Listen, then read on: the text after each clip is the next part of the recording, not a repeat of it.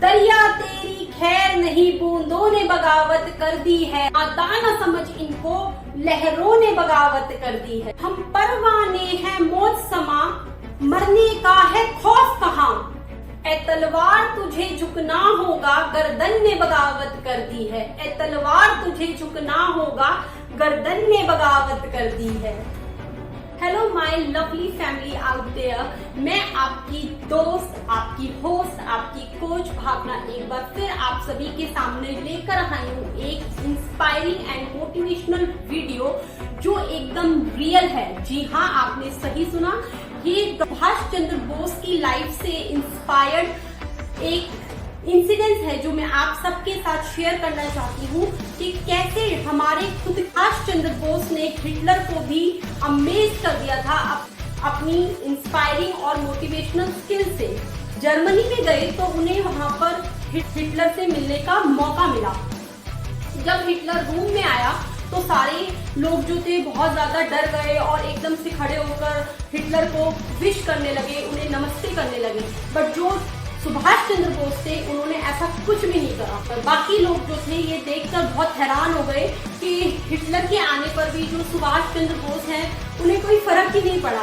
तो ऐसे ही जब वो वहां से चला गया हिटलर, तो पता चला कि वो बिल्कुल हिटलर जैसी शक्ल का एक दूसरा इंसान था, बट वो नकली हिटलर था। एक और नया हिटलर आया और फिर लोगों ने बिल्कुल उसको सैल्यूट किया, उसको विश किया, बट फिर भी सुभाष चंद्र बोस खड़े भी नहीं हुए और उन्होंने उसकी तरफ बिल्कुल भी ध्यान नहीं दिया।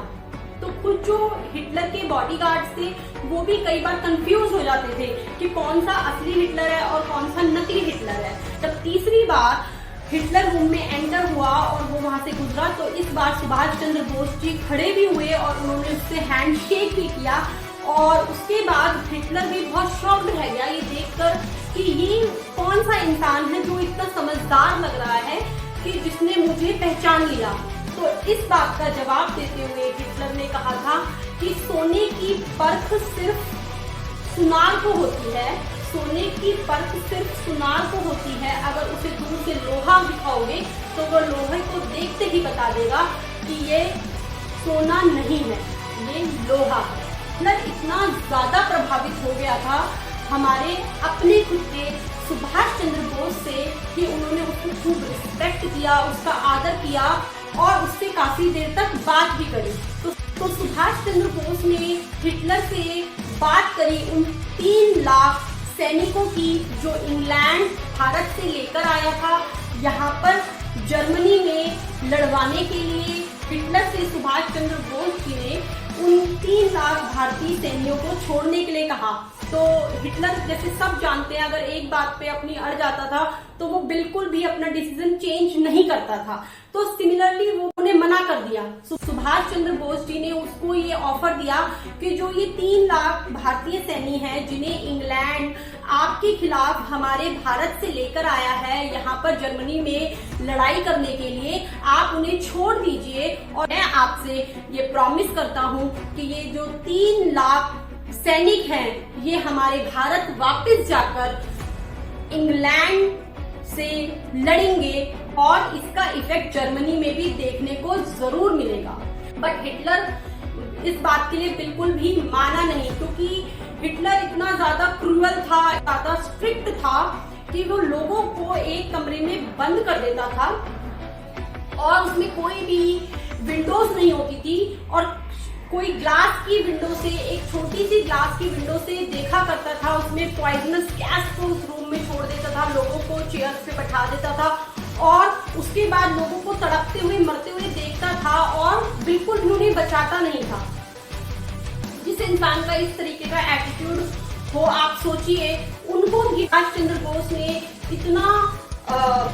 इतना ज्यादा सरप्राइज कर दिया था, इतना ज्यादा अमेज कर दिया था अपनी इंस्पायरिंग एंड मोटिवेशनल स्किल से कि वो हैरान रह गए थे। उन्होंने जब उन 3 लाख भारतीय सैनिकों को सुभाष चंद्र बोस से मिलवाया बर्मा में, दैट इज म्यांमार, तो पहले तो उनमें बिल्कुल भी देशभक्ति की जो भावना थी वो ब्रिटिशर्स ने खत्म कर दी थी, क्योंकि जो इंग्लैंड था वो इन सैनिकों को अच्छे इंसेंटिव्स और सैलरी देता था, जो कि सुभाष चंद्र बोस उनको प्रोवाइड नहीं कर सकते थे। बट उन्होंने वहां पर इस तरीके का माहौल बदल दिया, तब शॉक्ड रह गए थे। हम सभी ने अपने बचपन में पढ़ा था कि सुभाष चंद्र बोस ने कहा था कि तुम मुझे खून दो, मैं तुम्हें आजादी दूंगा। उस सभा को, उस इन्वायरमेंट को यहाँ पे चंद्र बोस ने क्रिएट करा था, और कैसे उन 3 लाख भारतीयों का जो ब्रेन था वो वॉश किया, और कैसे उनको इंग्लैंड के खिलाफ लड़वाने के लिए तैयार किया था। खून कहो किस मतलब का जिसमें उबाल का नाम नहीं, वो खून कहो किस मतलब का जो आ सके देश के काम नहीं। खून कहो किस मतलब का जिसमें जीवन न रवानी है, वे परवश होकर बहता है, वो खून नहीं वो पानी है। उस दिन लोगों ने खून की कीमत पहचानी थी, जिस दिन सुभाष ने उनसे बर्मा में कुर्बानी आजादी की मांगी थी। स्वतंत्रता के खातिर बलिदान तुम्हें करना होगा, अब जी चुके तुम इस जीवन में, आगे तुम्हें मरना होगा। आजादी के चरणों में जो जयमाल चढ़ाई जाएगी, वो सुनो तुम्हारे शीशों के फूलों से गूंथी जाएगी। स्वतंत्रता का संग्राम कहो क्या पैसों से खेला जाता है, क्या शीश कटाने का सौदा नंगे सर खेला जाता है। आजान उदान ऊंची कर कर वो बोले, रक्त तुम मुझे देना, बदले में तुम आजादी मुझसे लेना। हो गई थी सभा में उथल पुथल, वहां सीने में दिल न समाते थे, इनकलाब के नारे कोसों तक सुनाई देते थे। बोले सुभाष वो आगे आए जिसमें हिंदुस्तानी खून बहता हो, वो आगे आए जो खुद को हिंदुस्तानी कहता हो, वो आगे आए जो इस पर हस्ताक्षर करता हो। मैं कफन बढ़ाता हूँ, वो आगे आए जो हंसते हंसते इसे लेता हो। सारी जनता हुकार उठी, हम आते हैं, हम आते हैं, भारत माता के चरणों में अपना रक्त बहाते हैं। साहस से भरे युवक उस दिन आगे बढ़ते ही जाते थे, चाकू छुरी कटारों से वो अपना रक्त बहाते थे। फिर उस रक्त की शाही में वो अपनी कलम डुबाते थे, फिर उस रक्त की शाही में वो कलम अपनी डुबाते थे। आजादी के उस परवाने पर हस्ताक्षर करते जाते थे। उस दिन तारों ने देखा हिंदुस्तानी विश्वास नया, जब लिखा भारत के रणवीरों ने रक्त से इतिहास नया। तो हिटलर इतना ज्यादा शॉक रह गया था ये देखकर कि कैसे इस एक इंसान ने पूरा का पूरा माहौल बदल के रख दिया।